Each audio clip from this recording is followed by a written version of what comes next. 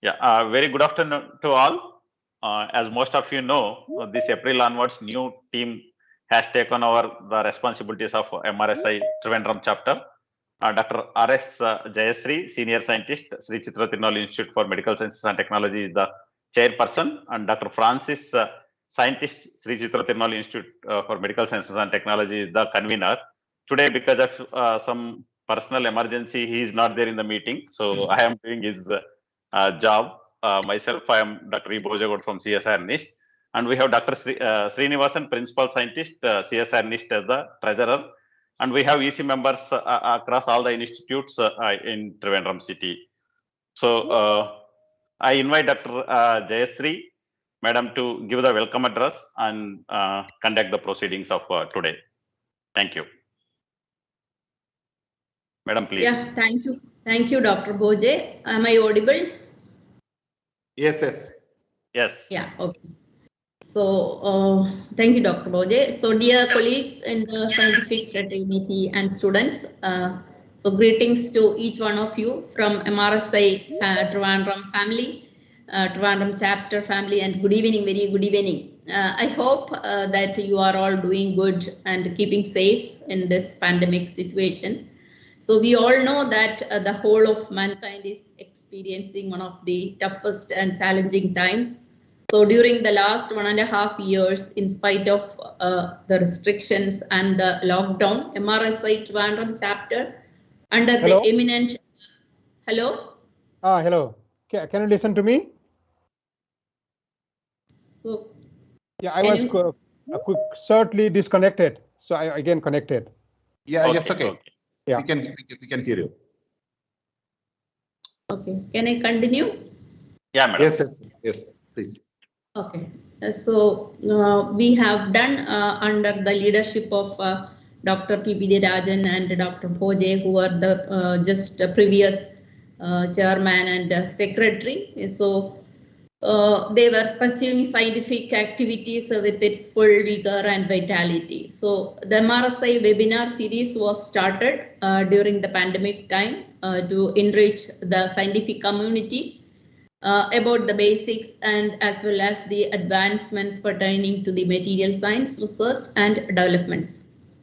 So the new executive committee is very happy to continue this trend set by our foreigners.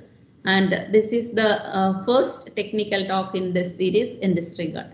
So I am extremely happy that we have a very eminent speaker, Professor Rameshwar Adhikari, Tribhuvan University, Nepal, who readily accepted to our request to deliver a lecture today at a very short notice. So on behalf of MRSI Trivandrum chapter and on my own behalf, I wholeheartedly welcome you, sir, to this webinar.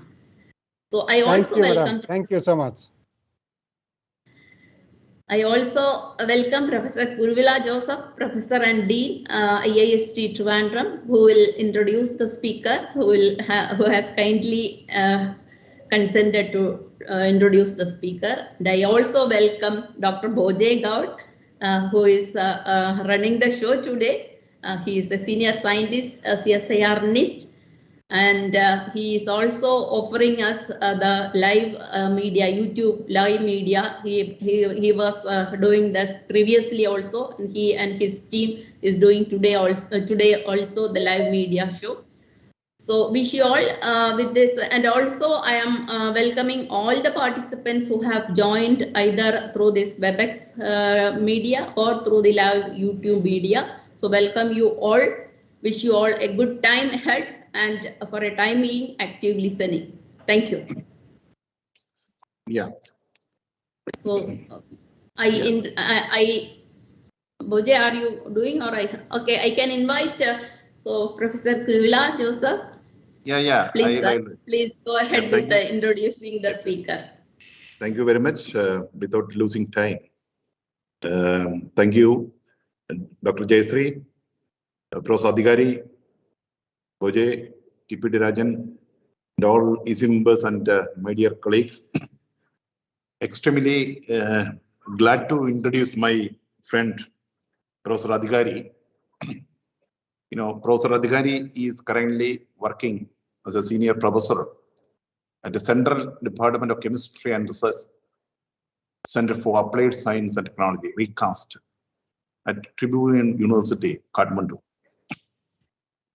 In fact, Professor Adhikari spent a lot of time at Martin Luther University, Halle, Wittenberg, where we were together for some time.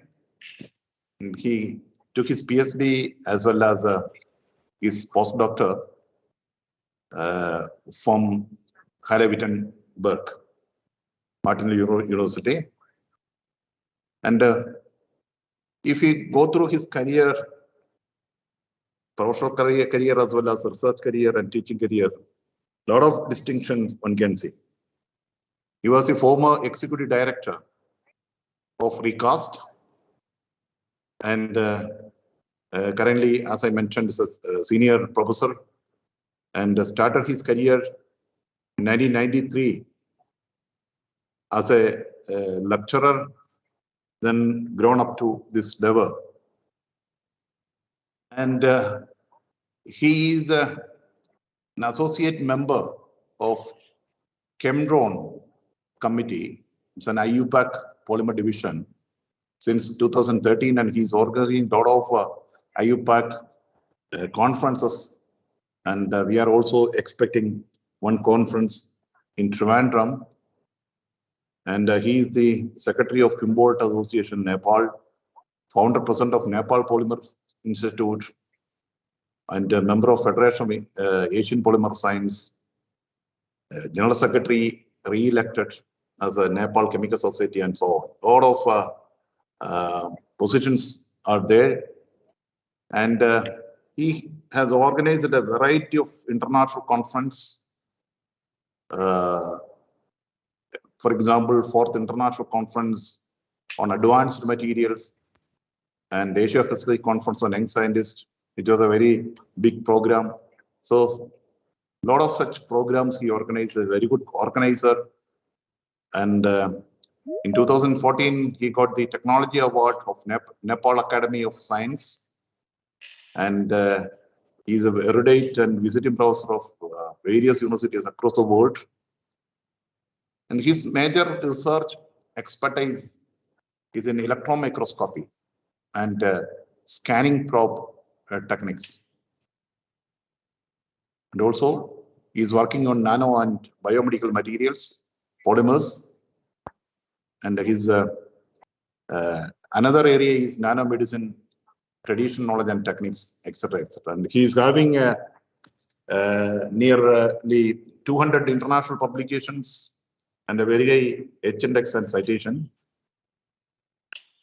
He has produced several PhDs and almost 100 master theses, etc. It is really glad that Professor Adhikari is giving the lecture for our MRSI Trivandrum chapter. So we have shared the invitation to all universities and colleges and research institutes across, because the title, the top, is going to be useful for the youngsters also. He's going to talk on electron microscopy in the study of nanomaterials. And as personally, I'm extremely glad and happy that Professor Adhikari accepted our invitation. And today he is here to share his thoughts. And also I am extremely glad that people from other countries, I can see Dr. Santosh Tiwari from Poland, Professor Sakriya Woman from US, and Boni and Sweden. A lot of people are outside India is also participating in this program. So once again, thank you, Professor Adhikari, for accepting our invitation. And now the floor is open to you, Professor Adhikari. Thank you. Thank you so much. Thank you so much, very dear Professor Kuruvilla. Yeah, you made me to come to Germany again. Yeah, I was remembering the time we met there for the first time, and also the time when I visited Kerala for the first time in 2003. So it was a kind of inspiration for me, I must tell you. that when I came to Kottayam, I went to the guest house. I visited Mahatma Gandhi University. Professor Sabu Thomas invited me, and we had a long journey from Kottayam to Tribhuvan, and we had a great time. And when I have, sometimes some kind of troubles or problems, then when I remember the time I spent in Kerala, and when I remember the struggles all my friends have done in a place, where then everything becomes very easy. I remember that, okay, everything is impermanent, every problem has solution, and it gives me a lot of inspiration. So thank you so much for inviting me to this very interesting symposium. So I'm very happy to see you, Professor Kurubila, Professor Rajan, Professor Bojegaud. Thank you so much. It has been long since we met, but hopefully the Corona pandemic will go over sometime, and we will be able to meet again in person. So you can see my slide on the screen. Yes. Okay, I can go ahead. So thank you so much. So I prepared my lecture especially for the young scientists, for young engineers, young physicists, young chemists, young biologists who might be interested in doing electron microscopy. So, it has been my long dream to establish electron microscopy center in my university here. Still, it has not been possible. We are trying to buy electron microscope in our university very soon. We should not wait for a long time. So, but I have been teaching electron microscopy for a long time, so I have been engaged in it. So this lecture is for young scientists. So this will be the topic I'm talking about. I will be talking about history of microscopic techniques and nanomaterials a little bit. Then I will go directly to transmission electron microscopy and scanning electron microscopy with some examples of the investigations. So let me start the brief history of microscopy. In the 1st century, the invention of glass took place. Many of you might know about it, which led to the evolution of various shapes of glass and lenses. But it took several hundred years, several centuries, until the Dutch eyeglass makers made a compound microscopes in 1590. Then again, it took 100 years for Antony van Leeuwenhoek to make improved optical microscope so that many small organisms could be visualized. About the history. Then, in the 17th century, Robert Hooke revolutionized the microscopy world. And a lot of biological samples could be studied, cells, tissues, and so on. But in the 19th century, we see that Ernest Abbe showed that magnification of optical microscope is limited. The obvious reason for it was the wavelength of the light. So visible light has the wavelength in the range of few hundred nanometers. And if the things are smaller than few hundred nanometers, which is really true, then the optical microscopy would not work. Then people thought about the invention of electron microscope for very simple reason. Okay, the electron waves have much smaller wavelength. That could make much smaller things visible.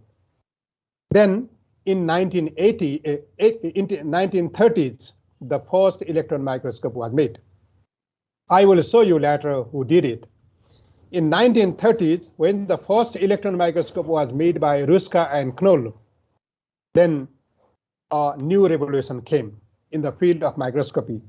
But it took another 50 years until the scanning tunneling microscopy was evolved. Today, I will not talk about scanning tunneling microscopy. I'll just talk about the electron microscope today. The very simple principle is illustrated here. So let us proceed. This is the replica of the first electron microscope that was made by Ruska and Knoll. And a replica is found in Deutsches Museum in Munich. Whenever you have the time to go to Munich and you have a time to go to the museum, you can have a look on this microscope made by Knoll and Ruska, 1930s. Okay, these young people, they were the people, the elder and younger one, they were working in their lab in the electron microscope they made, and the younger boy in 1986 got the Nobel Prize for the discovery after 50 years, together with these people who were working in the IBM company in Switzerland, Zurich, Binig and Rohrer. They were awarded Nobel Prize in Physics, together with Binig and Rohrer. This man got the Nobel Prize. The Ernst Ruska, he shared the Nobel Prize with these two people in 1986. When the IBM scientists were inventing scanning tunneling microscope, you can see here the picture of the name of their company, of course, IBM. And it was written by General Atoms on nickel single crystals. It was published in Nature on this date. And this is about the electron microscope, about the history of microscopy. So nowadays, we are in a situation of pandemic, coronavirus. You can see on this picture, the electron micrograph, scanning transmission electron micrograph of coronavirus. I will not talk about this picture today. I just wanted to show you that the coronaviruses have also been studied extensively with electron microscopes. And just for reminding you what kind of things we are seeing these days. The personal protective equipments, including these gowns, these ladies in, wearing this gown. And this gown is mainly made of nylon. Many of you might be surprised or amazed. This is nylon, the nylon that makes the ropes, very strong ropes. Inside you have polyurethane. Outside this is simply nylon. And when we have electron microscopy on it, this is the scanning electron micrograph of the same nylon fiber. On the outer cover, this is the picture. This is naturally not the nanomaterial, but I just wanted to show you the things that we are observing these days. So to know whether this gown is okay or not, for the application by nurses or healthcare workers, then we should have electron microscopy. And we did it last year. I think you can also see the date here, April 24. And on the basis of this, it was possible to develop, on the time of the crisis, our own personal protective equipments based on the materials which were available at the time. So everybody is now familiar with the mask. So-called N95 mask is very popular. It contains several layers of plastics. Many of them are polyethylene. So this is the structure of polyethylene that were used in the mask. And I will show you this picture. This is the N95 filter. So I forgot to put the scale bar here. But these fibers that you can see, these are the polymer fibers. And these fibers are several hundred nanometers thick.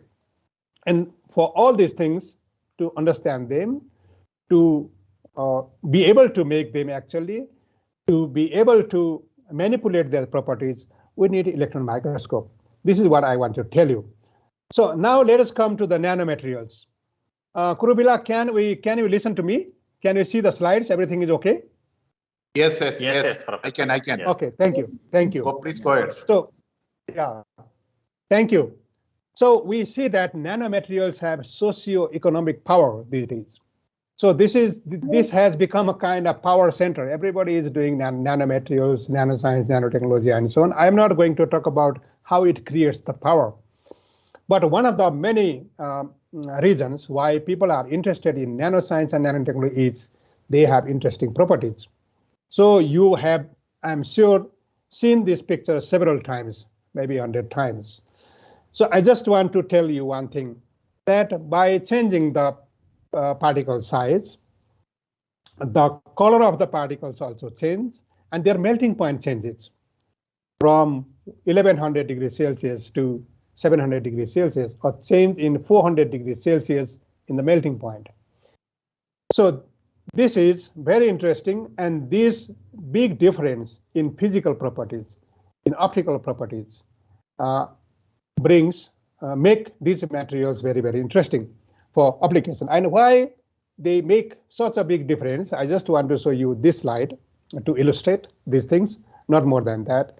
This is very popular picture, which is taken by my Professor Mickler. So I took it from his book.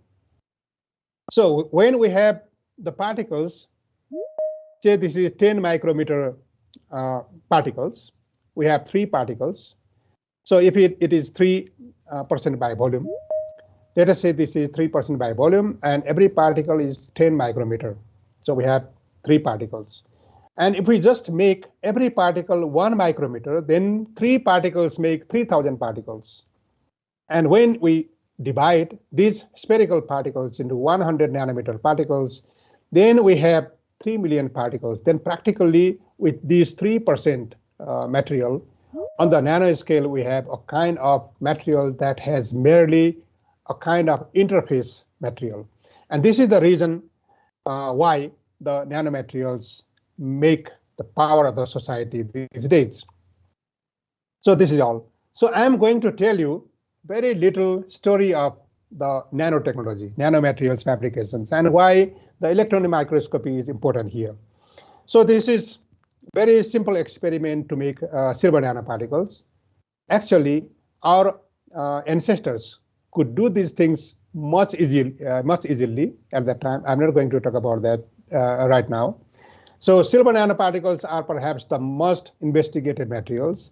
They can be made using different kind of chemicals and coating capping agents. For example, citrate, by changing the citrate concentration, by changing the temperature of deposition, we can make the silver nanoparticles of different sizes, which are demonstrated by different colors of the solutions or colloidal solutions.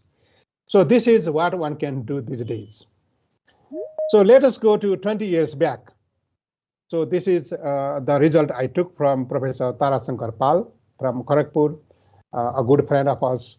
So their group made copper nanoparticles of different shapes and sizes using usual procedures 20 years ago, or more than 20 years ago.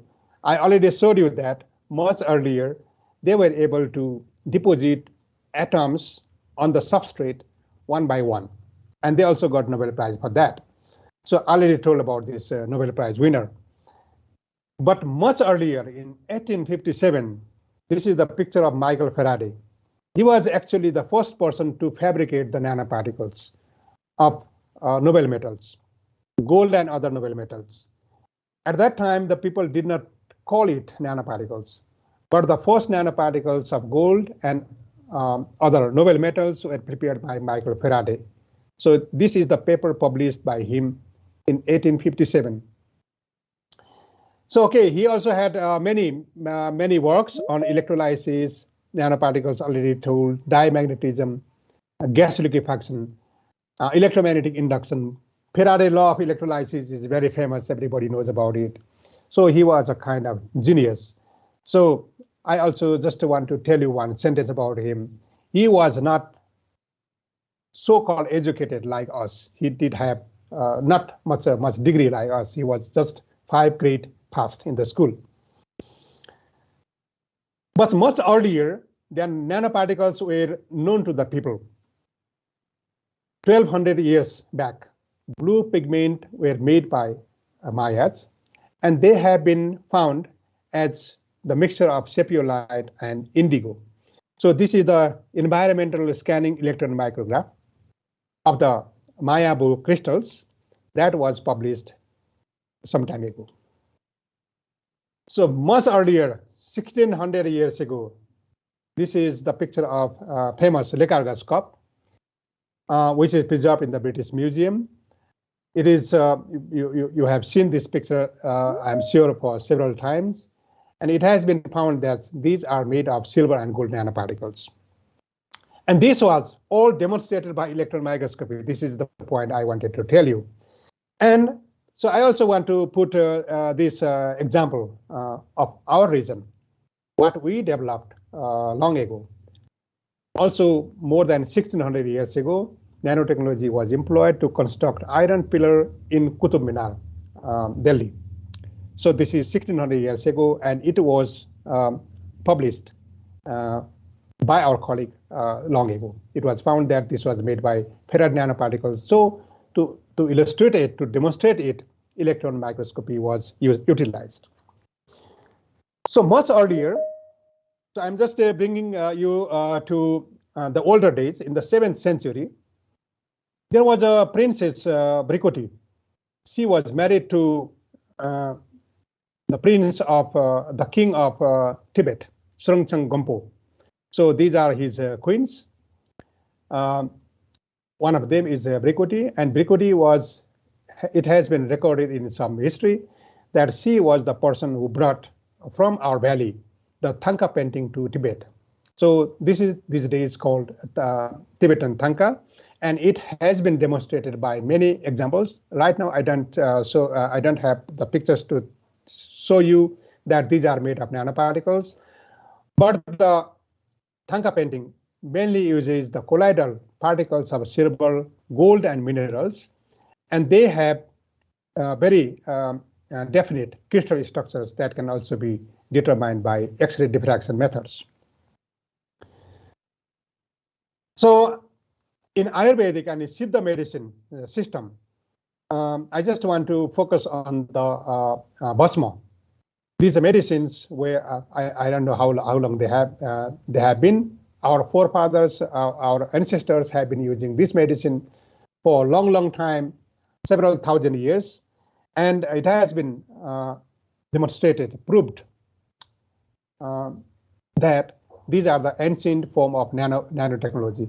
And there are also the methods, according to the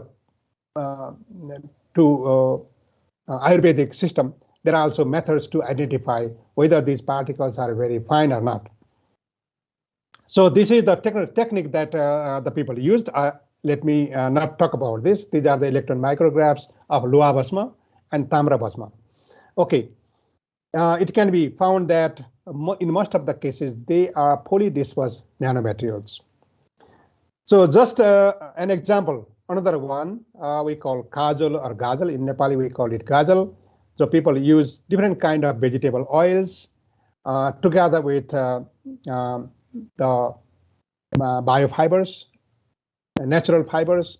Then we collect the soot, and these soots have been found to contain the nanoparticles, which are antibacterial.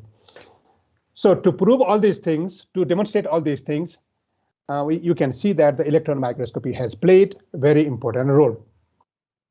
So now let us go much earlier days, before the human beings started to live on the earth. How old are these animals? These sea animals, we don't see that they get wet in the water. They also are not dissolved there. So they do not soak water, and they are very strong. Why are they so?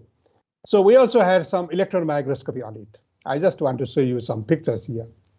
These architectures of calcium carbonate layers, which are plate-like layers here, these are not nanoparticles, they are microparticles actually. They are embedded between thin protein layers, which are found between the consecutive calcium carbonate layers. This is the scanning electron micrographs. Also in the human beings. So this is the microscopy images of human cortical bone. All done in Halle. Most of the things were done in Halle, in electron microscopy lab, Kuruvilla. So this is the human cortical bone. So this is acoustic microscopy. We can see the so-called Haber's canal and the so-called lamella, which are surrounding the Haber's canal. And when we go to a higher magnification, by sectioning, by making the sections of these materials, thin section, and go to the transmission electron microscope, then we see this structure. The dark lines of hydroxyapatite and the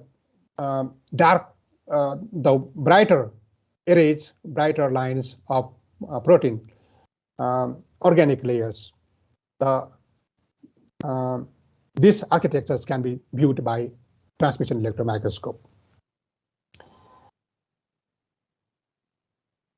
Very quickly, the butterflies are taken as also explained by many poets and literature people as beautiful things. And the beauty in these animals, these beautiful insects, come not from the pigment, not from the colors. They are not real colors, but this is due to the interaction of the light with the structures that they have on their surface, which are illustrated here. Okay, the last example about the history of nanomaterials, the water lily. So these marble-like structures are from water, and this is the water-repelling surface of water lily. And this structure is due to the formation of, this is the lower magnification and higher magnification of scanning electron micrograph, environmental scanning micrograph. We can see that these are merely super hydrophobic because of the structures, not necessarily the periodic ones, but very regularly arranged nanostructures. This is 1 micrometer scale bar here. So because of these nanostructures, which are found on the surface, they make the surface super hydrophobic. So this is, I wanted to tell you about the first part, on the first part of my presentation. So now, let me give me the chance.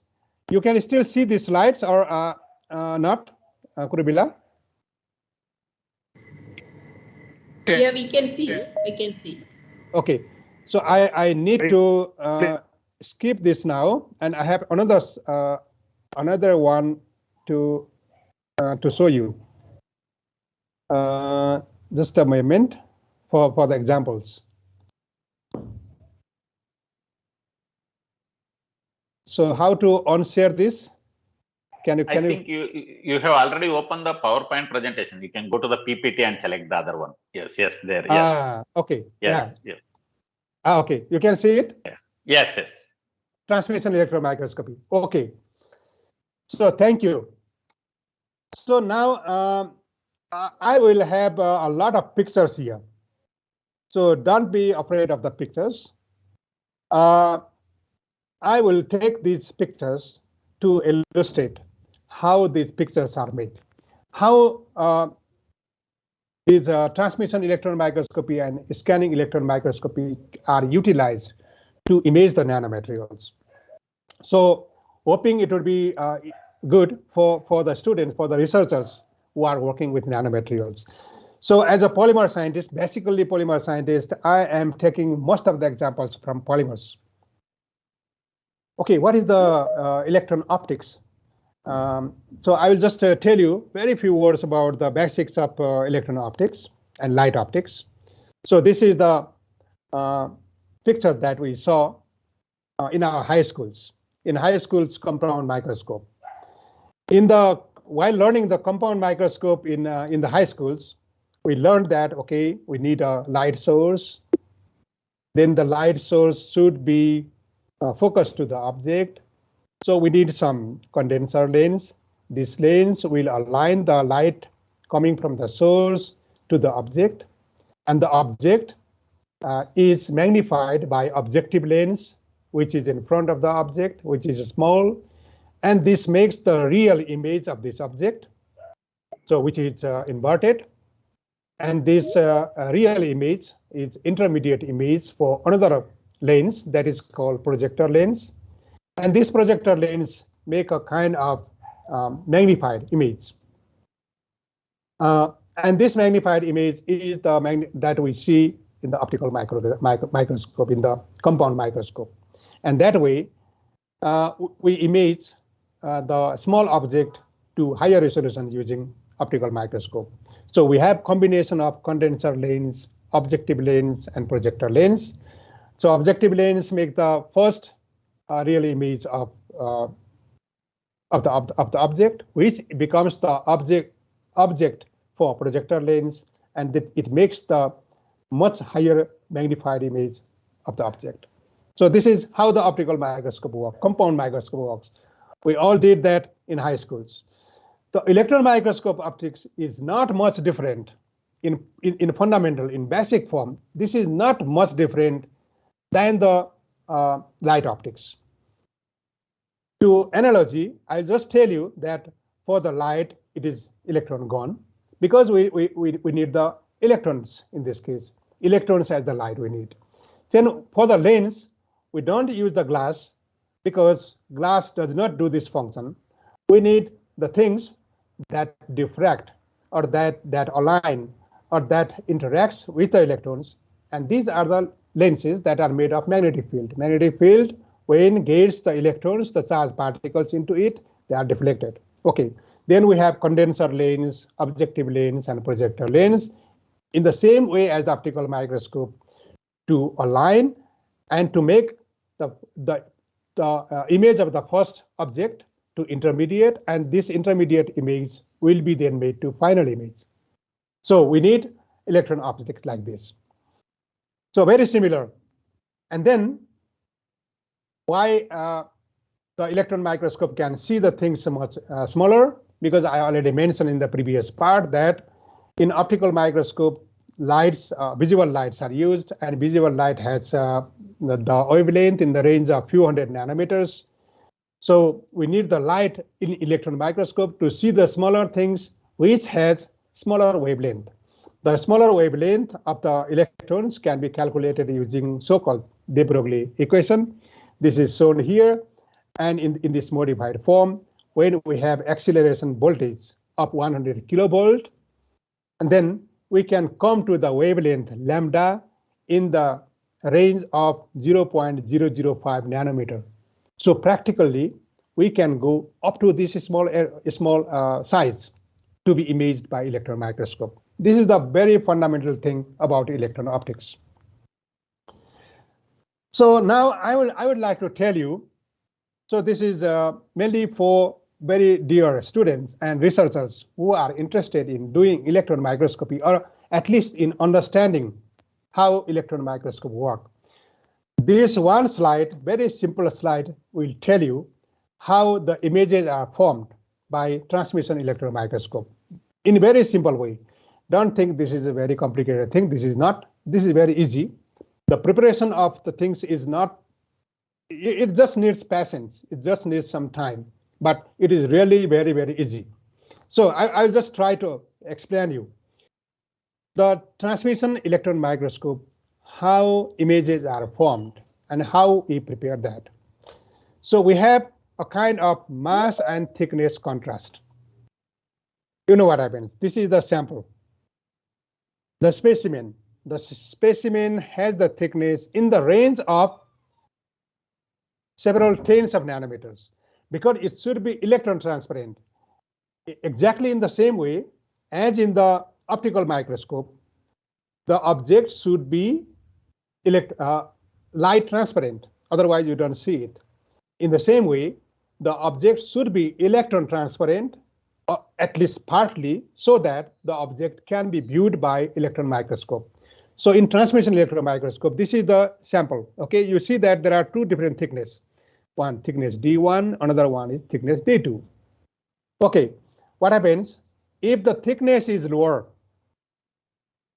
Electrons are more transparent. Oh, this is more transparent to the electrons. More and more electrons pass through it. So counting like 100 electrons, out of 100 electrons, 95 will be directly passing and 5 will be, say,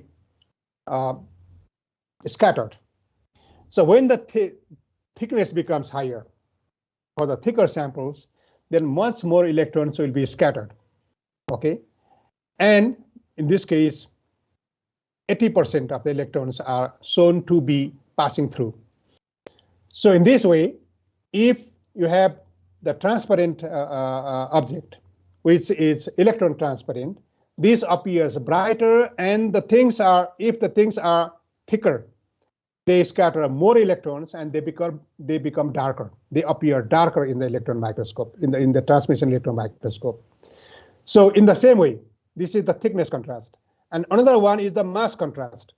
Say this is the density ρ2 is higher density, and this is the lower density. This is ρ2 is higher density, and this is the lower density.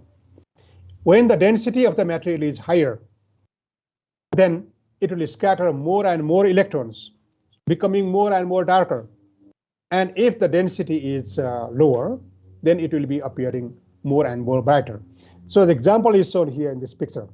So this is the sample here, illustrated. A thin sample with some particles of gold appearing dark here, so shown as dark dots here. And there is a particle of polystyrene, an organic material, which has much lower density than the gold, but thicker. It makes the specimen overall thicker. So we can imagine that because of this thickness, we have the thickness contrast, and because of the density thickness, mass thickness, gold and organic, then we have mass contrast. So here you can see that the brighter area, this is the most electron transparent area, low density. And this is this circular, this spherical area is one with this particle on it, which is thicker. So it has lower contrast. So it is darker than the surrounding. And inside and outside, there are much darker areas. And these are the areas which are the most dense particles, which have the highest density or highest mass number elements. So they appear darker in the electron micrographs. So as a thumb rule, you just remember that higher the density, the darker will they appear. And thicker the material, they will be appearing darker. So I'll just show you two examples. Have a look here. You can immediately identify on these transmission electron micrographs that there are darker stripes or darker particles and the brighter surroundings and brighter surroundings here. What does it mean? This is nylon and layered silicate nanocomposite material. So nylon is organic, lower density. This is the same thickness sample, 30 nanometer thick, and layered silicate has much higher density. So therefore, these layers, the darker layers, the darker stripes, they must be layered silicate very easily. So you come to here plexiglass silica nanocomposites. Here you have the silica, which has much higher density. So they scatter much light, so they appear darker here. I'm not talking about the light, but electrons. Due to higher scattering of the electrons, they are appearing darker here. So this way, we can prepare the sample and we can identify what phases they are. So just imagine that you have the particles, nanoparticles in polymers or in any other organic materials or any other things. And if you have the same thickness, then you can identify by virtue of the contrast if they are different materials or not. So another example, I already showed you that. This is the image of the bone that I already showed you.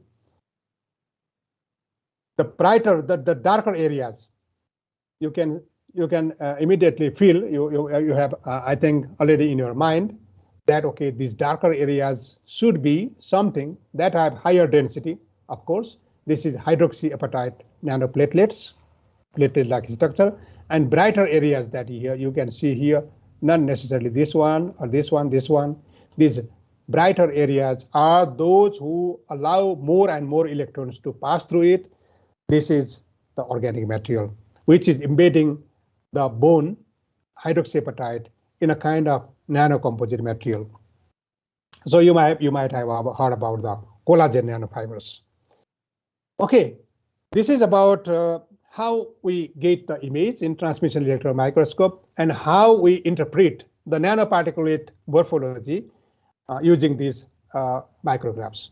So the preparation is very important in electron microscopy. Really very important. This is A to Z, A and Z for getting the information from electron microscope. So what is the basic requirements for transmission electron microscope specimen? The first and foremost is complete lack of water or any kind of other volatile components. So it should be stable under high vacuum conditions. I forgot to tell you before that the electron microscope should work, will work, must be working in high vacuum conditions. Sometimes very high vacuum, sometimes not so high vacuum, but under the vacuum conditions. Under that condition, the specimen should be stable. And another thing is electron beam is highly energetic, and the substance should be able to withstand the damage that might be caused by the electron beam. So of course, it should have the regions of electron opacity and electron transparency, and also the size. The thickness could be some tens of nanometers, 20 nanometers to 100 nanometers, but it depends upon what is your acceleration voltage. Acceleration voltage is higher, you can make the electrons to pass through the sections more and more. So acceleration voltage is higher, so you can take thicker samples. But of course, if you take thicker sample, it overlaps the structures into the bulk. And it also has the ability to damage the sample. So you have to make a compromise. So better is to make thinner and thinner samples, and to use not so high electron, as far as possible, not to use too high electron acceleration voltage into it. So how to do that? There are many ways.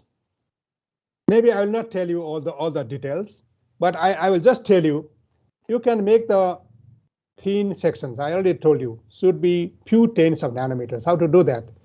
You can make a coating on the substrate. There are several coating techniques, spin coating, deep coating, and so on. You can spray the suspension or the solution on the specimen holder of the transmission electron micrograph. There are some other methods also, ion beam miling, shadowing, etc. And if you are interested in the bulk, this is the ultramicrotomy. Ultramicrotomy is nothing, but it is the way to make the thin sections very carefully. So I will tell you what 10 nanometer is, or what 60 nanometer is. I will tell you to imagine what 60 nanometer is. So we can all feel the thickness of our hair. Some people have thicker hair, some people have thinner hair, but generally people have the hair that is in the range of 50-60 micrometer. Okay, 60. Let us say 60 micrometer. Some people have also 80 micrometer, or some have very silky hair, 40 micrometer. So let us talk about 60 micrometer.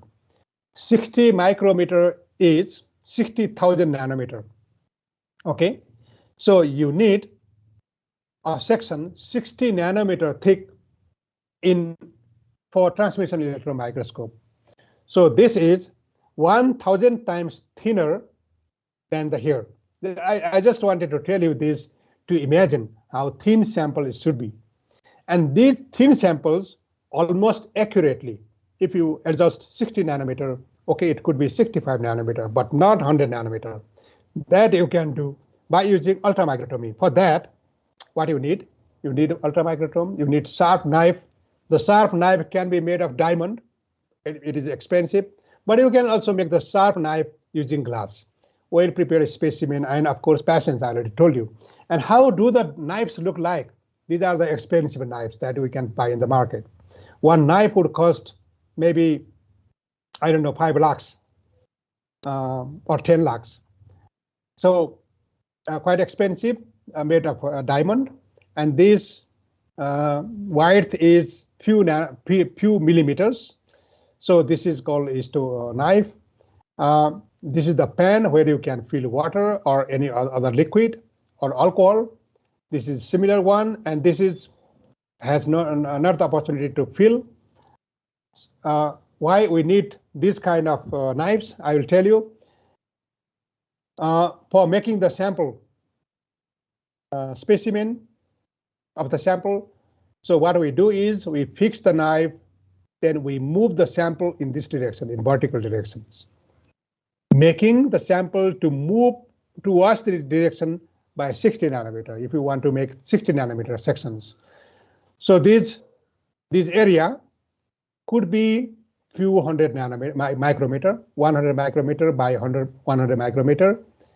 And then you make the sections. And when the sections are coming with the help of eyelash, that can be attached to some sticks.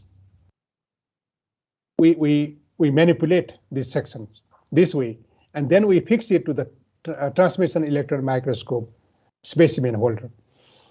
But you can imagine that when we are making so thin sections, what happens generally is they roll, they roll up. So this is not good for, this is not useful for transmission electron microscopy. So what happens in that case, if the sample is stable enough, if it is hard enough, if it does not deform while sectioning, then what we can do is we can collect this in onto the water surface. Then it makes a kind of band. We can take the band onto the transmission electron microscope specimen holder and get to the microscope. Now I should tell you one thing. If you take a kind of polymer sample, for example, or wood sample, or a kind of ceramic sample, can you take it directly to the transmission electron microscope? Can you image it like that? Most of the time, no. You have to do something. For example, if we are working with polymers, for example, polymer blends. Polymer blend is some physical mixture of the different kind of polymers. If we are working with a semi-crystalline polymer, which is also heterogeneous, but remember, what are polymers made of? Polymers are made of carbon, hydrogen. Sometimes nitrogens are there. Sometimes, okay, there can be some other elements also. But carbon, hydrogen, nitrogen, they have very little atomic number, atomic mass, and atomic mass difference is not very high. So they will not produce mass contrast. So you will practically not see anything in that case. So you have to do sectioning and you have to do staining for that. Staining is the technique that makes, if the specimens are heterogeneous, if the structures are heterogeneous, then selectively some of the areas are selectively stained. For selective staining of some of the areas, we use some quite poisonous substances like ruthenium tethoxide, osmium tethoxide, etc. I will show you some examples. So this is the list of staining agent. I'm not going there. Just have a look here. So these are, I will show you some of the examples of transmission electron micrographs. So this is the blend of high density polyethylene and very low density polyethylene. The thickness of the sample is 60 nanometer or 100 nanometer. Okay. So you will think high density polyethylene is high density, very low density polyethylene is low density. So depending on the density, you would think that, okay, the density is higher density would appear darker, as in the previous case, in nanocomposite, and very low density would appear brighter. But in this case, I will tell you the darker areas here, this is very low density polyethylene. Just opposite, I am telling you that just opposite what I was telling before in the case of silicon nanocomposite. And these brighter areas, this is the high density area. Why? I will tell you the reason. The reason is this is not the section of the sample that was directly taken to the microscope. It was not. What we did is we made the section, we stained it with ruthenium tethoxide vapor, and this ruthenium tethoxide vapor has very high speed to penetrate into the plastics, polymers, and it penetrates into the areas which is low density much easier, as we can imagine. So the much lower density is stained much more heavily than the higher density. Therefore, this is very low density areas, and these crystalline regions, these layer-like crystalline regions, is higher density area. Higher density polyethylene lamella, so-called crystals, lamella crystals, have penetrated into the very low density areas here. So just a moment. So what you can see is, even in the brighter areas, you can see there are some brighter areas and some darker areas. Why? This is because high density polyethylene is semi-crystalline. It is semi-crystalline, it means partly crystalline, partly amorphous. The amorphous region has naturally lower density, much lower density, which is preferentially stained than the lamella. Okay, therefore you can see here clearly three phases. This phase, the darker one, and this phase has two phases, the brighter ones and the a little darker phases. This way we can identify the nanostructures of polyethylene. This is 500 nanometers. Okay, this is scale bar, and these lamella are 10 nanometer thick. I go to another example. This is very nice example of so-called block copolymer. So I bring this example to illustrate the ability of transmission electron microscope when utilized properly to image very small structures in the heterogeneous materials, nanostructures.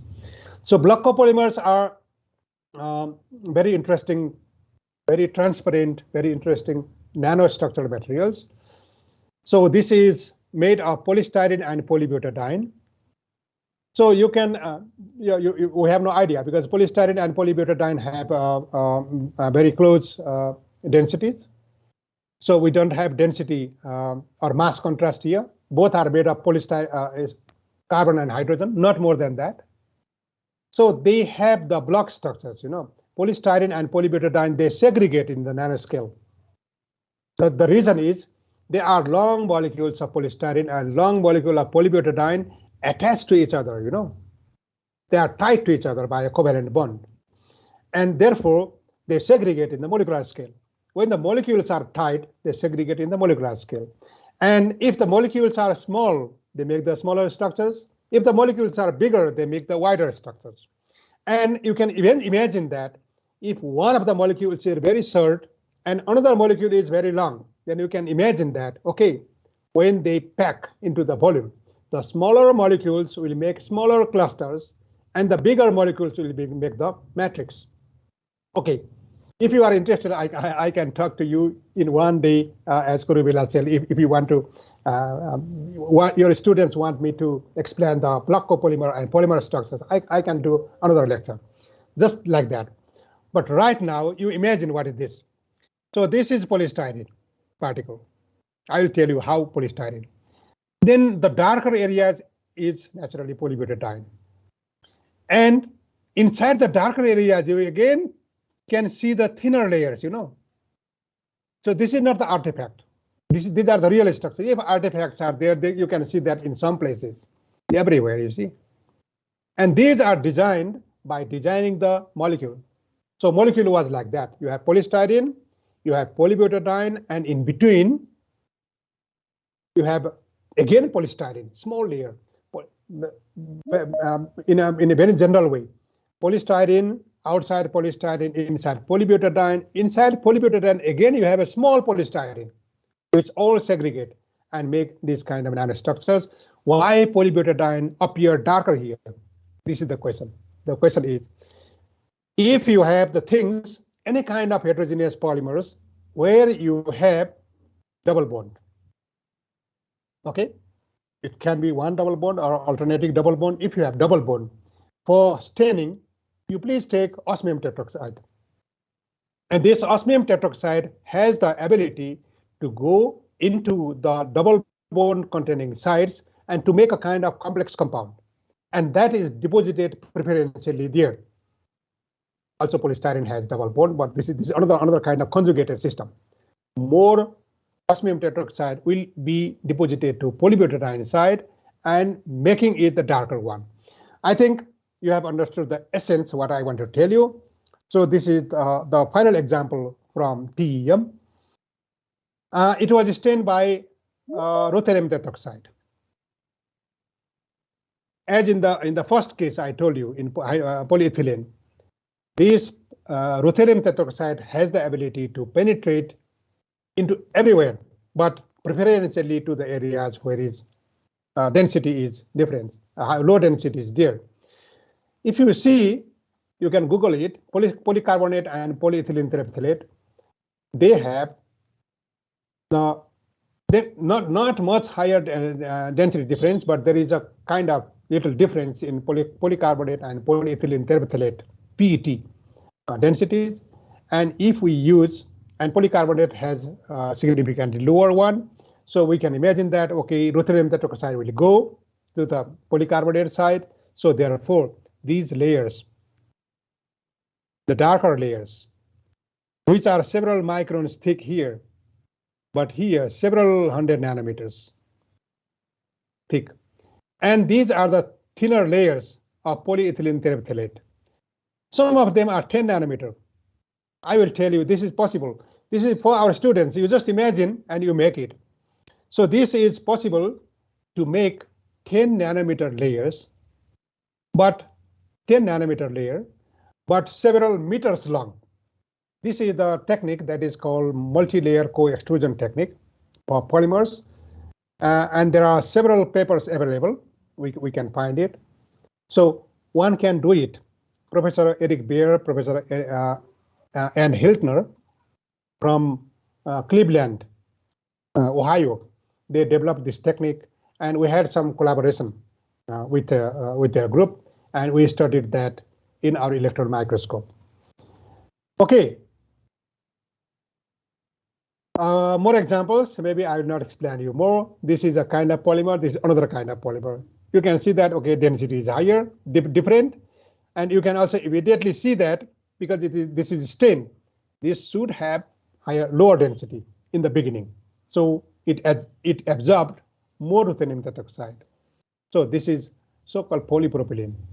This is polypropylene has very particular so-called cross-hatched crystal structure in the alpha form, and this is also polypropylene in the beta form. So Kurumila, how much time do I have?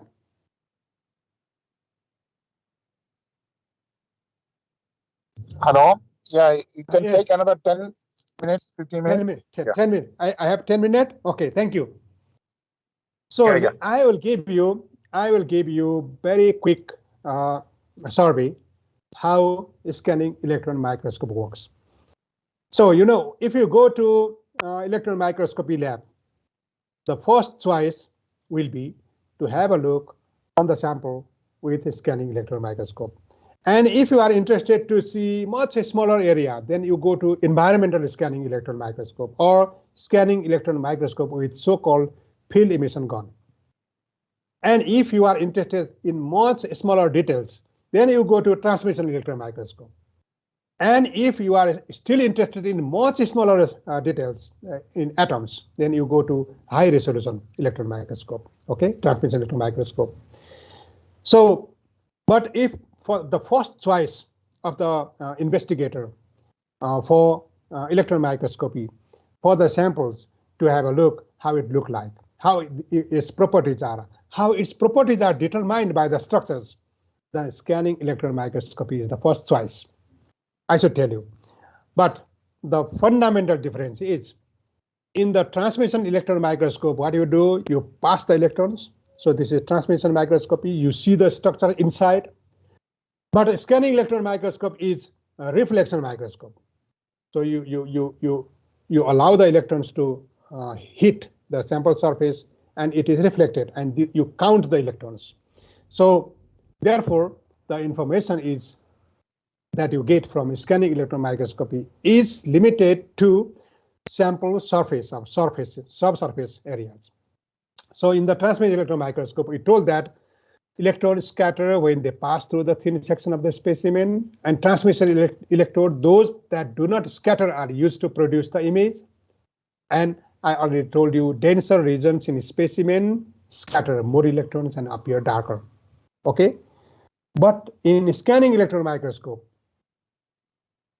it uses electrons reflected from the specimen surface to produce, or it can also be utilized to produce three-dimensional image of the specimen samples features. So how? Very quickly about the principle. about how the images are formed. Very quickly, very fundamental thing I will explain. So when we incident high energy electrons onto the sample surface, many things happen.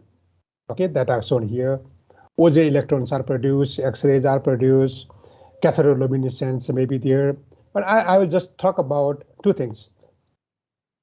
One is the incident beam, the primary electrons, they go to the surface, they go inside, depending upon the density, mass of the substance that is being encountered by the electrons, how deep they go, and they come back.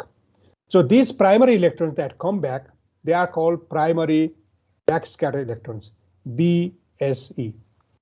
And then another phenomenon that I would like to indicate is the incident beam interacts with the surface atoms. The surface atoms have, of course, also electrons.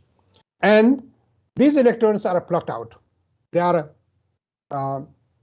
taken away, okay, by the interaction of the primary electrons. And these electrons are called secondary electrons, okay? So these secondary electrons can be counted. They may be analyzed, and they give us the topographical information. And the backscatter electrons can be analyzed, and they give us the information on the atomic number or the chemical structure, chemical composition, chemical structures of the surface. Very quickly, there are two modes. One is secondary electron mode, so-called SE mode. This is common in operation. The sample electrons are ejected by the primary beam from the sample, surface atoms. They have not much energy, low energy. So they are utilized to make surface details and topography. In other hand, the BSE, backscatter electrons mode, the beam electrons have high energy, primary electrons have high energy. So they give us the information about composition of the surface. So for scanning electron microscope, also we need the environment. This is in the vacuum. The sample surface should not contain any water or volatile substances. It should be stable against electron beam damage, and it must be conducting. Surface should be conducting so that the charging will not be there. There will be no charge deposition. And then we get good information from the sample surface. So there are many ways of sample preparation. So we are interested in the surface, yeah, you don't forget it. So how to do that?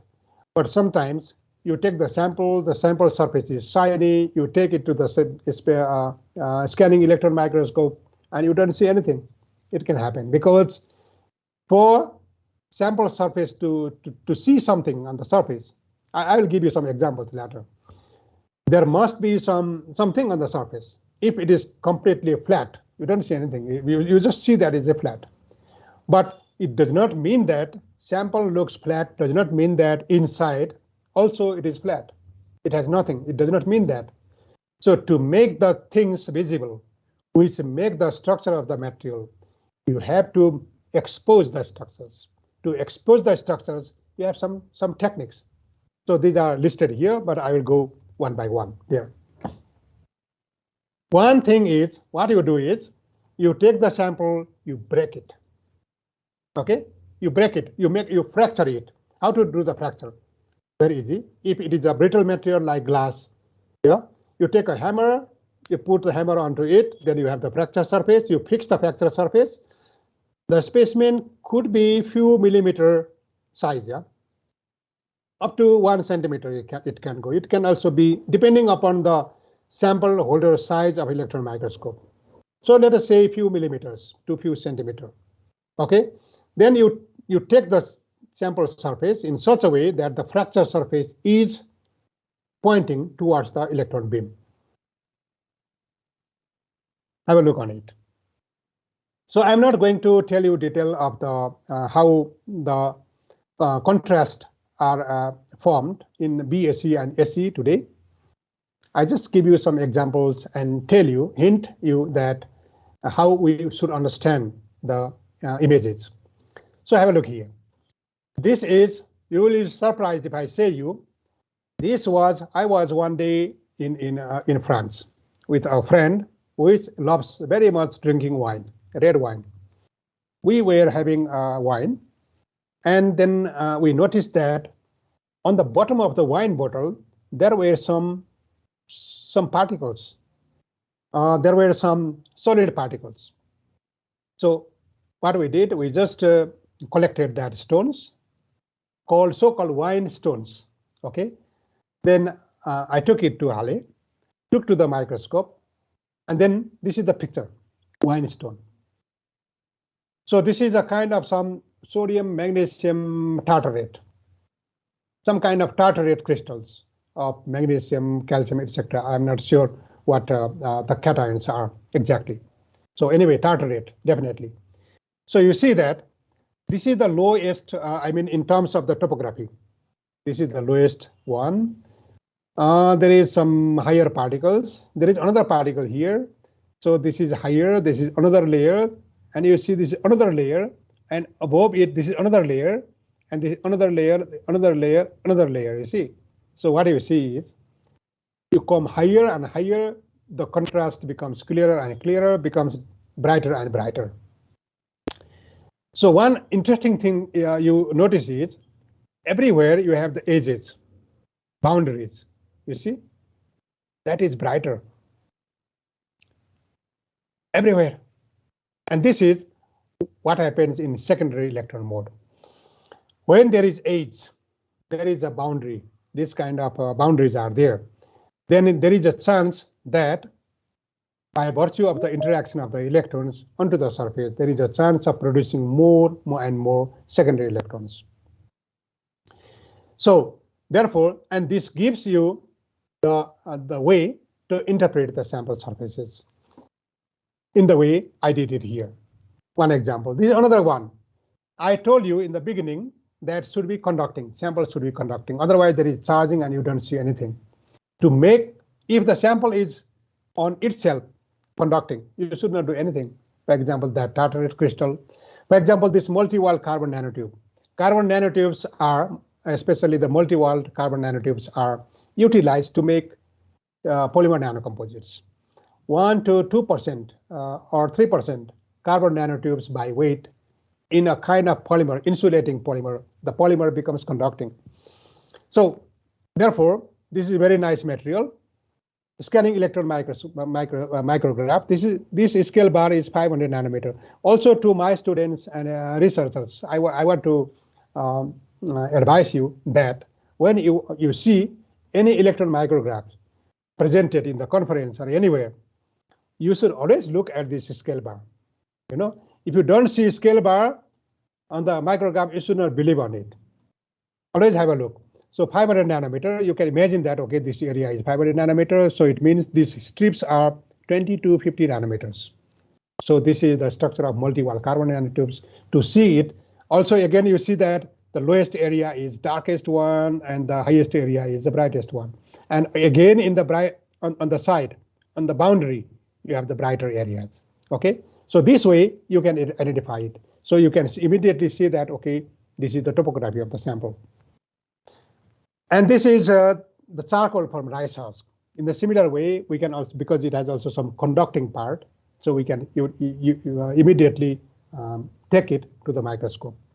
So if the sample is not conducting, then you have to make it conducting. How to make it conducting? To make it conducting, what you do, we can coat it with carbon. We can coat it with gold or platinum or silver or whatever. That also with the interaction with the electrons don't modify itself. So generally we do it with gold and platinum, also with silver.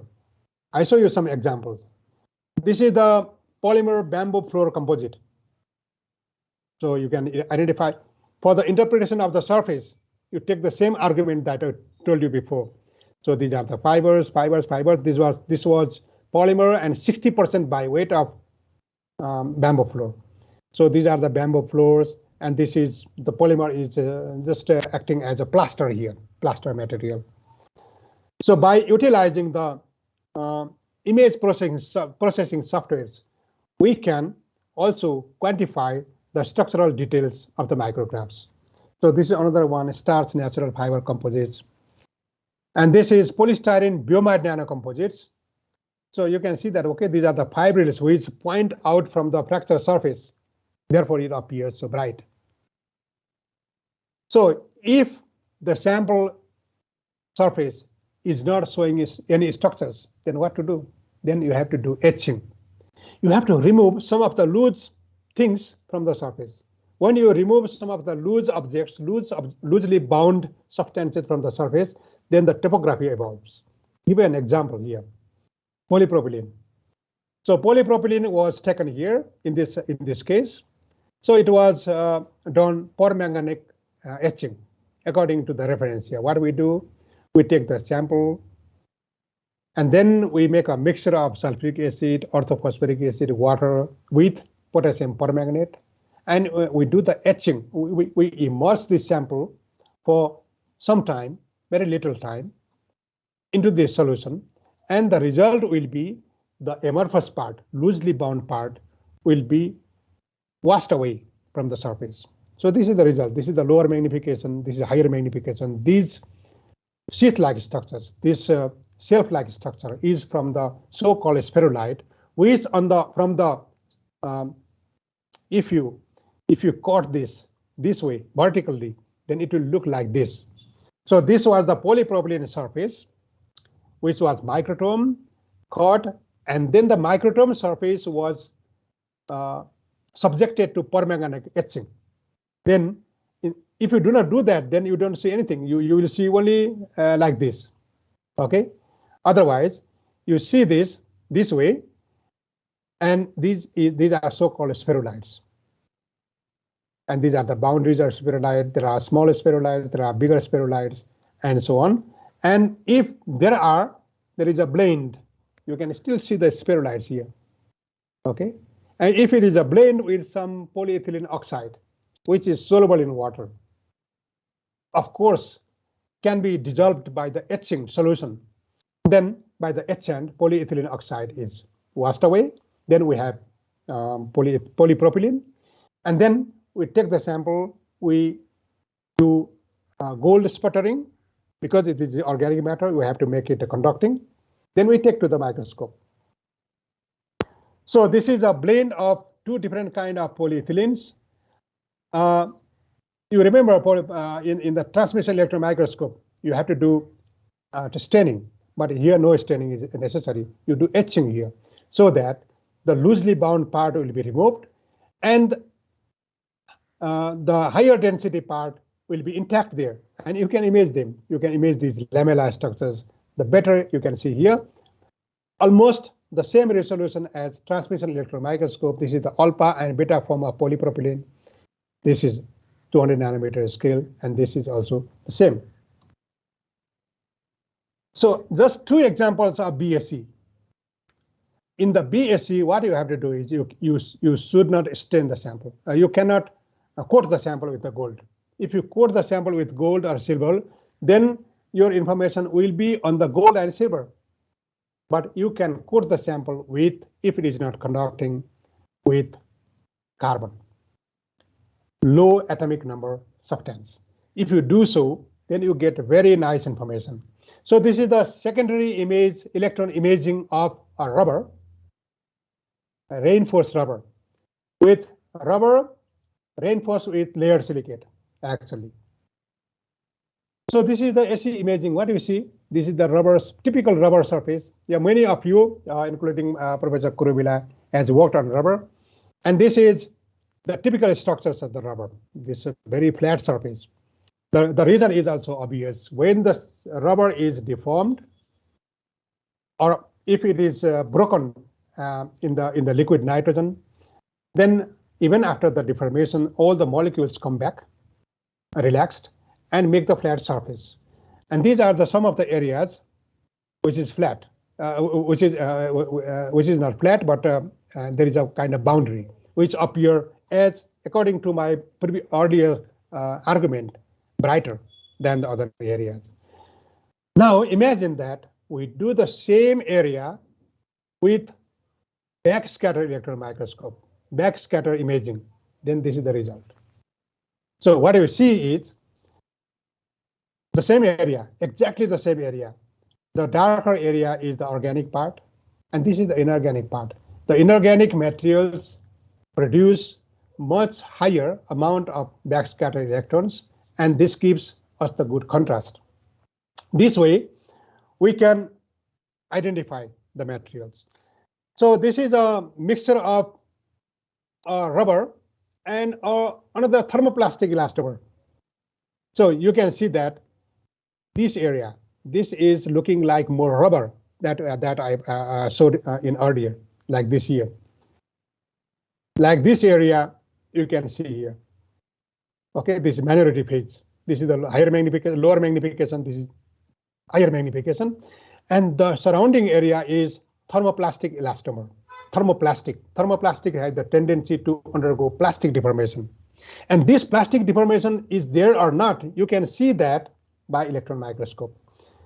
So if we take, instead of thermoplastic elastomer, if we take thermoplastic, for example, fracture surface, like polypropylene, polyethylene, nylon, this will be the result.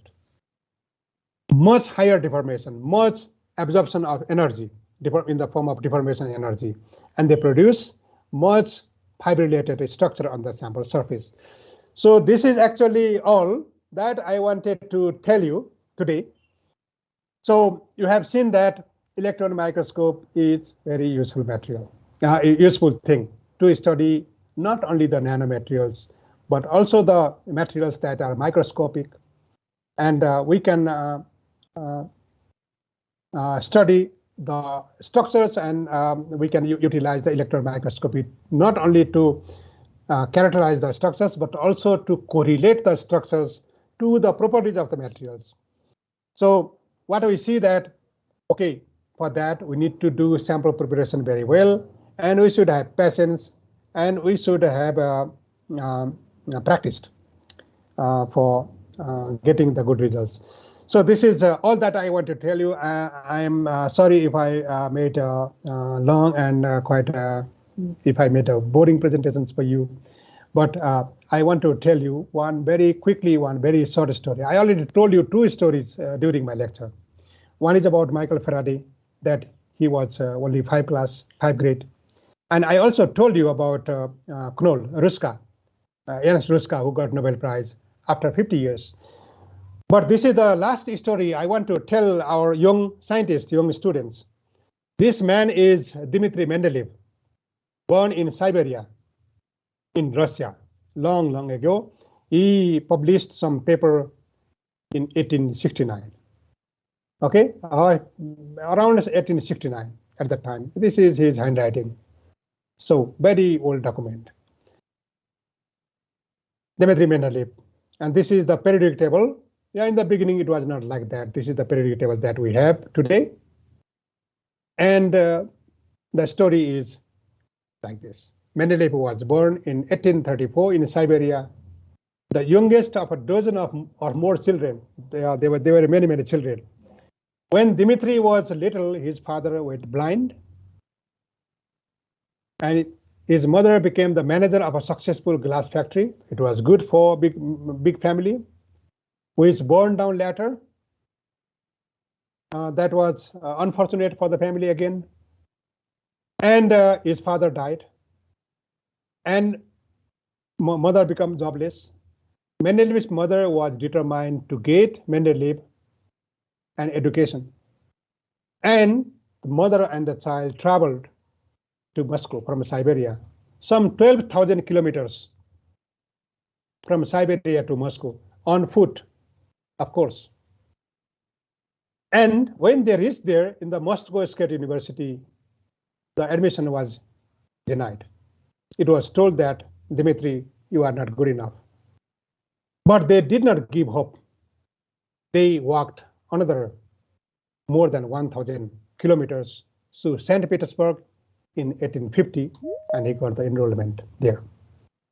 10 days after he was enrolled in the school, his mother died too of tuberculosis, a disease that had also taken his father.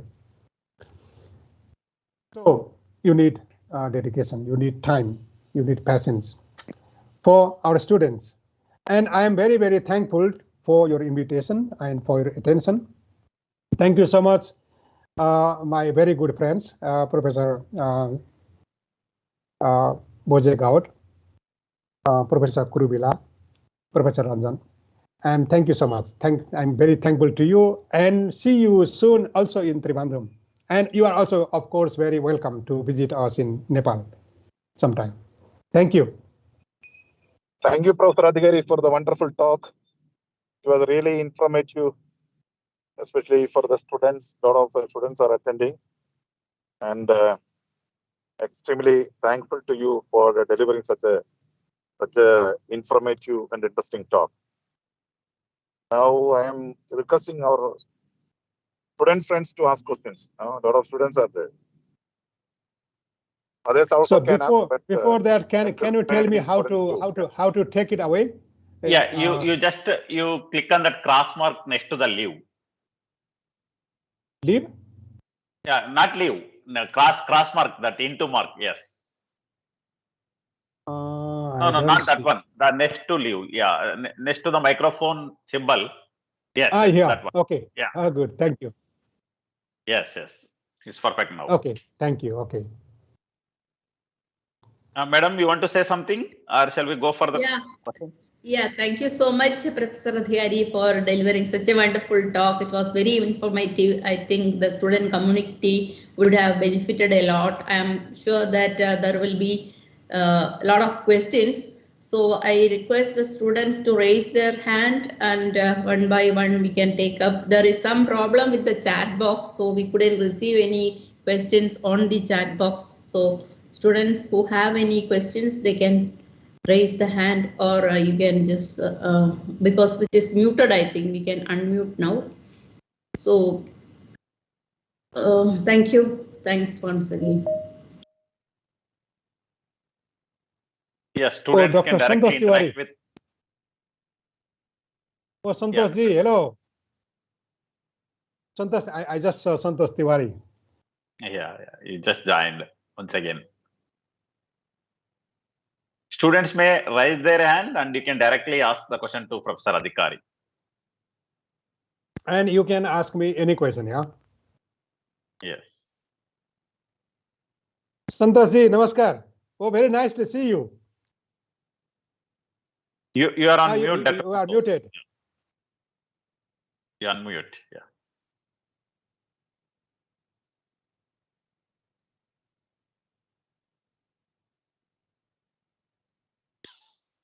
So you are still muted, but hopefully you are still in contact with Dr. Kaple.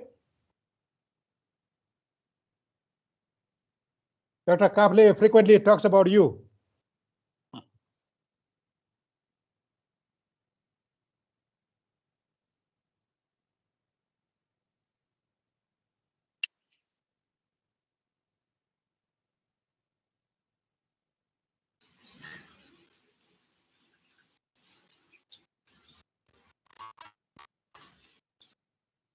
Dr. Tiwari, your mic is on mute. You please unmute it.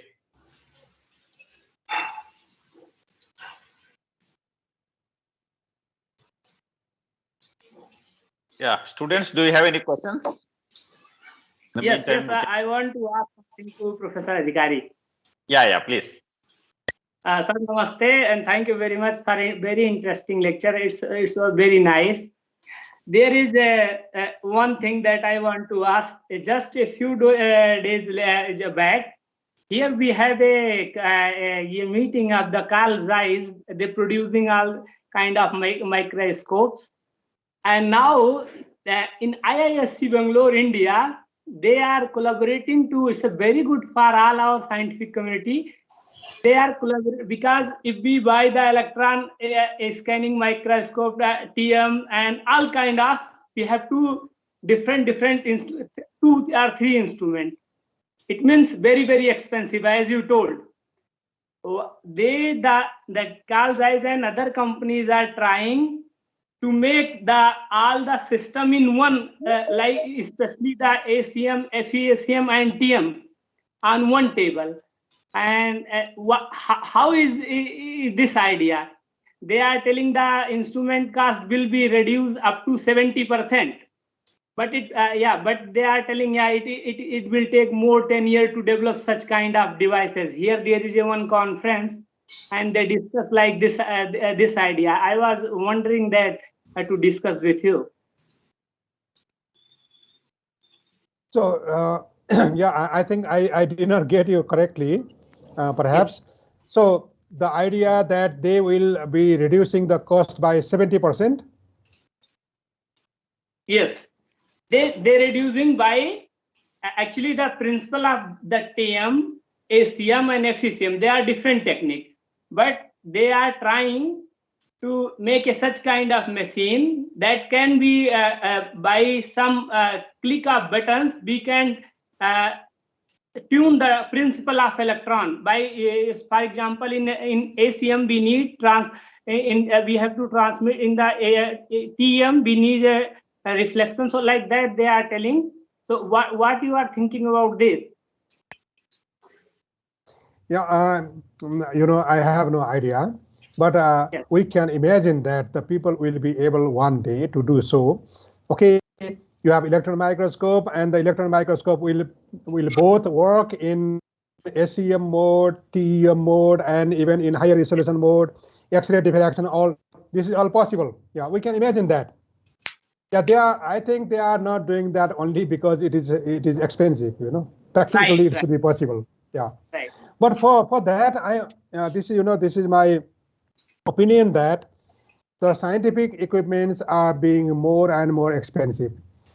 It is making us more and more difficult in the country like ours, in university like ours, to invest, you know, money for the microscopes and for the equipments. So therefore, we have to think about developing our things ourselves. In the beginning, I should tell you, the scanning tunneling microscope was $20,000 in the beginning. Yeah, and right after 1 year or so, when digital instrument started to manufacture atomic force microscope, its price went immediately to $130,000.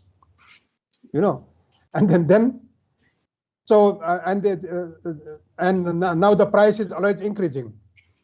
So therefore, we have to develop. I don't know how to articulate it, but we have to develop our systems ourselves. In long run, it is necessary.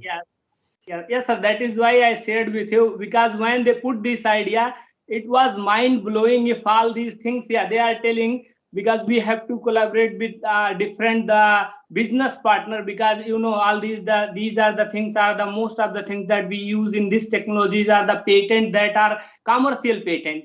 So that they are talking many times. If we are able to do in the 10 year, we can make all those system in one table, and at cost will be reduced very 70% or 60%. That was very amazing. And when I was joining this your lecture, I was thinking that I will share with you. Yeah, thank you so much. And yeah, we can discuss more in the coming days on it. Yes, thank you. Yeah. Any other questions?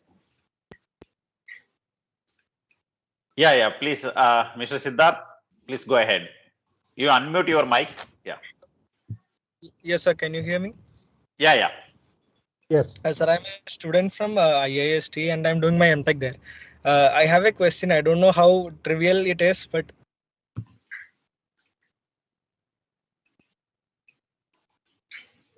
yeah, Mr. Siddharth. Siddharth ji, we are not listening to you. Yeah, you are not audible now. Sir, can you hear me? Yeah. Hello? Yes, please go ahead. Yes, sir. So my doubt is regarding the SCM. You told that we can understand the 3D model of those surfaces with the SCM model. So I'd like to know how it is being observed like that in 3D mode. Also, another question is that you told that the edges are more lighter in color. So how do you not get false information regarding those the height or 3D model in reality? I did not get the second question correctly. So you told that the edges are lighter in color, right? in that Ages. photo. Okay. Yeah, I will explain you. Okay, thank you. I understood now. Thanks. The first question is about the topography, three-dimensional. Perhaps three-dimensional is perhaps not 100% correct. So what I want to mean is it gives you the topographical information. So by looking at the contrast, so dark to bright, then you can see which area is higher and which area is lower. That way you can imagine how the topography looks like. Yeah, this is what I mean. It's not really three-dimensional. Yeah, you cannot rotate the things in different way. But using electron microscope by so-called tomography in transmission electron microscopy, we can do it. Yeah. So I think this is now clear. And the second thing was, how can you be sure that on the edges the secondary electrons are produced in a much higher number, so that the edges becomes brighter in the contrast, isn't it? So the reason is, I don't have the object right now here, but I just imagine that it is just like using a traditional torch light or our usual laser pointer. Okay, when we are looking on some wall with the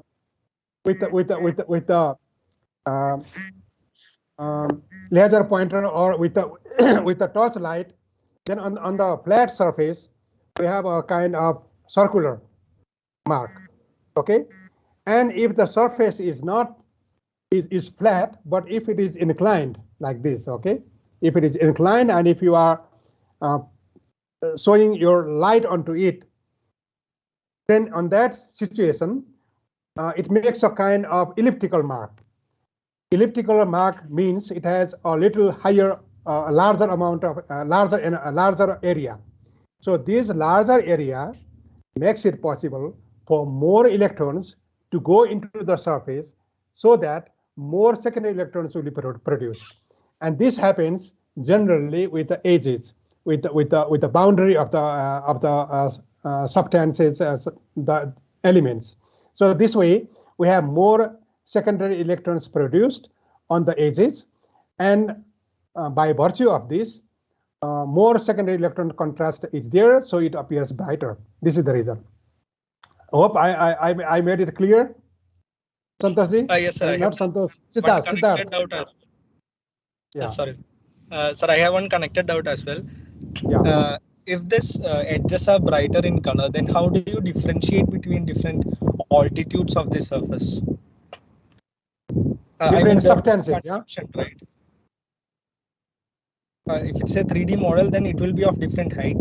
So how do you exactly differentiate between them? I mean, the edges are brighter in color, so there will be confusion and false information, right? Yes. Yeah, you have to check also with other methods. You also have to take into account different kind of substances present in it. Of course, this gives you an image. You know, this is not the real thing. This is the image. Okay, so it gives you an idea. But to be sure that this is three-dimensional way, this looks like this. To be sure, to be confirmed about it, you have to also check with other methods. I completely agree with you.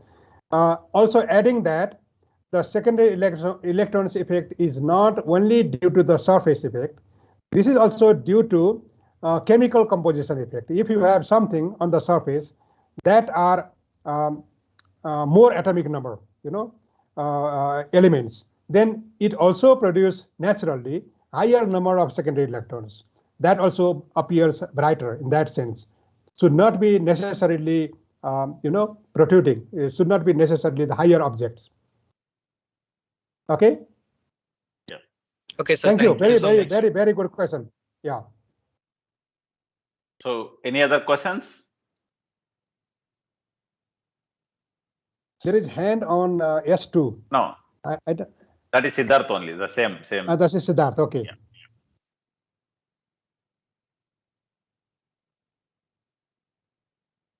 Madam, if there are no questions, maybe we'll conclude. Yeah, we can conclude. You can propose the vote of thanks. Okay, yeah.